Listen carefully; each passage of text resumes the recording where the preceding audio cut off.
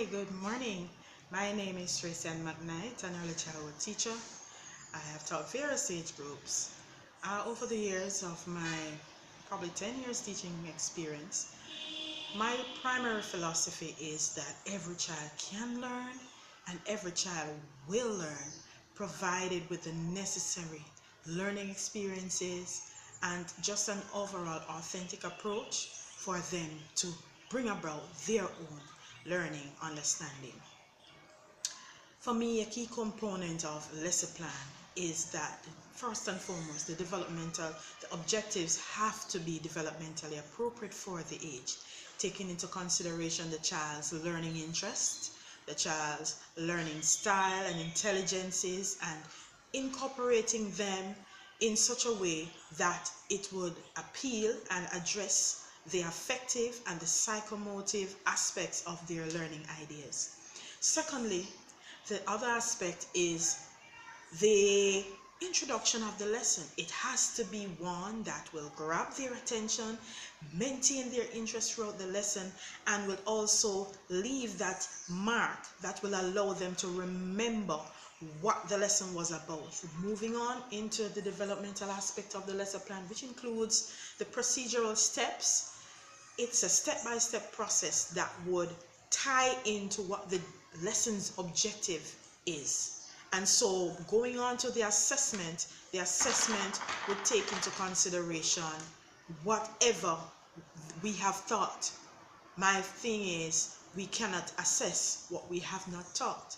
So another aspect also of a good lesson plan should be the type of materials that will be used. Based on the age group, you would want concrete materials, trashables, things that the children are readily able to relate to, that are culturally relevant for them, and that they will be able to move from the basis of from the known to the unknown, using their prior knowledge and experiences, so that they will be able to understand and grasp whatever the concept is being taught. The other aspect of the lesson is, for me, is importantly a reflective evaluation. Now, the reflective evaluation will look at the aspects of the lesson as it relates to the lesson itself, the teacher, the teaching materials, the children, and the assessments to see what could have been done better, what went wrong, and so it will allow me to make better informed decisions in going on to lessons ahead, and to also ensure that we're not just teaching based on a topic, but we are teaching to meet the students' learning needs. A very, very, very true experience that I've had with a student. It was years ago when I was just a graduate student of the St. Joseph Teachers College. And during my teaching experience, I met this child. Most of my teaching experiences has been in, communities where their parents are low-income earners. And so this student, Rowan Williams, his parents were not able to afford certain things, so he had a very low self-esteem. But understanding the implications of this, I started to engage him when we would have our circle time activities. He wasn't able to relate much, and he was not talking or participating. So what I started to do was to engage him on a one-on-one, and I realized that he loved cars.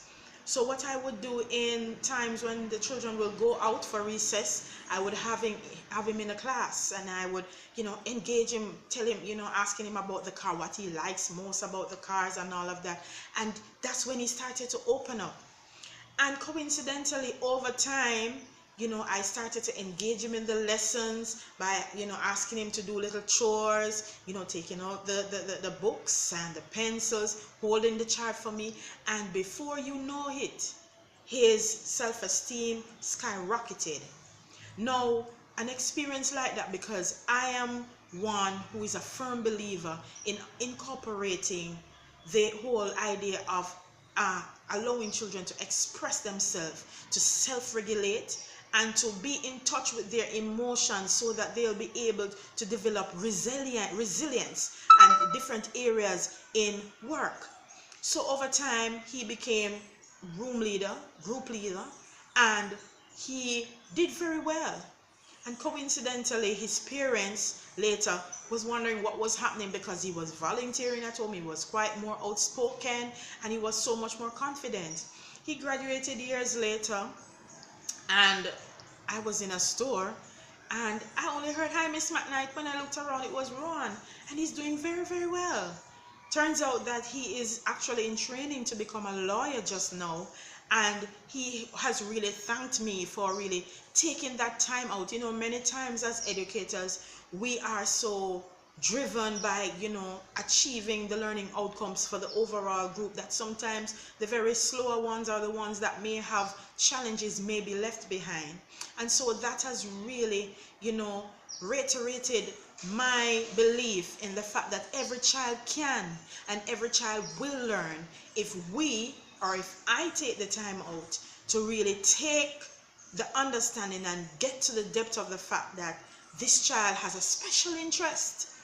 This child has something that, they will be able to use, and it will allow them to learn in a better way. So I end with this. I believe that every child can and every child will learn.